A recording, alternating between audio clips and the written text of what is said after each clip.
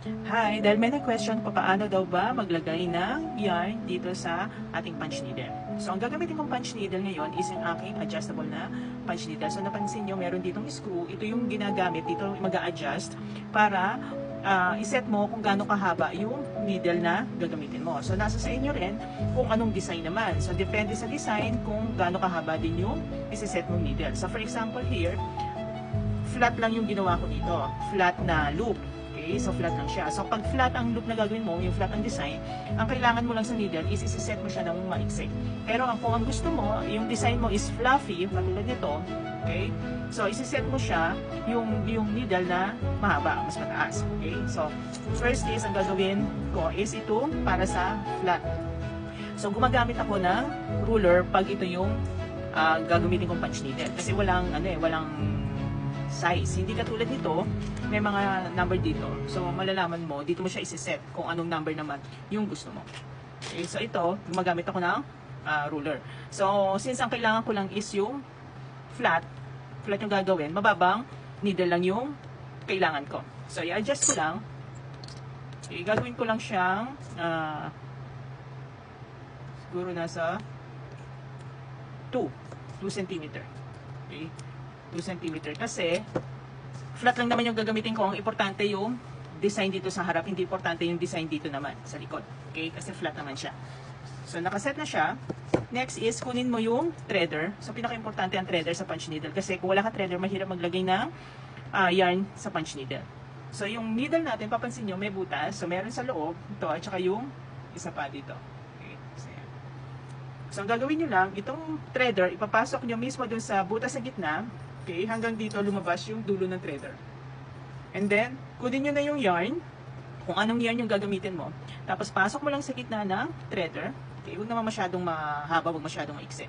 Okay, para lang hindi matanggal yung yarn natin. Then, hihilain yung threader. Ito, hilain. Okay. And then, next is, ilalagay naman, magpapasok naman tayo ng yarn dito sa isa pang butas. Okay, so, gamit ulit ang threader. Pasok niyo yung threader dito sa likod, okay? Sa bandang part ng likod na part ng needle natin. Then ipasok niyo yung yarn. Kung anong man yarn yung gagamitin niyo, kung ilang ply yan. And then hilain niyo. So, yun na yun. So, meron ka ng yarn dito dun sa needle mo. So, yung butas dito sa loob at saka dito sa likod. Okay? Then punch niyo na, ready na siya. Ito, ang ginawa ko dito, ito, his. Ang front nito, syempre ito mismong spelling niya, his, ito yung harap. Okay? Kaya pag magpa-punch kayo ng may letter, so depende kung ang gagamitin nyo is flat, ang pagkakadrawing nyo is tama yung spelling from left to right. Pero kung ang gusto nyo is fluffy, ang dating, dito nyo i-drawing, di ba? Pero baliktad ang spelling. Okay? Baliktad ang spelling naman. So for example, dinrawing ang B dito. Okay? Baliktad na B yung nakadrawing dito. Kasi ito yung magiging harap, ito yung magiging likod mamaya. Okay, kasi andito yung fluffy. Okay, so, back here. So, ito yun na yung ating needle. So, maiksi lang siya. So, dito tayo magpa-punch. Ang gagamitin ko lang is yung ganito, yung flat. So, punch nyo lang. Okay, hilain yung yarn. Huwag naman masyadong magtira ng mahaba dahil sayang. Okay, ikakat din naman yun later. And then, punch nyo na. Make it sure yung distance nung punch nyo is magkakalapit, hindi yung magkakaiba. Make it sure na ano naman, na equal yung haba niya. Tapos, yan, pasok nyo lang dito. Punch lang ng punch. Ito yung magiging harap. Okay? Ito yung flat. Tingnan natin yung likod. Andito yung loop.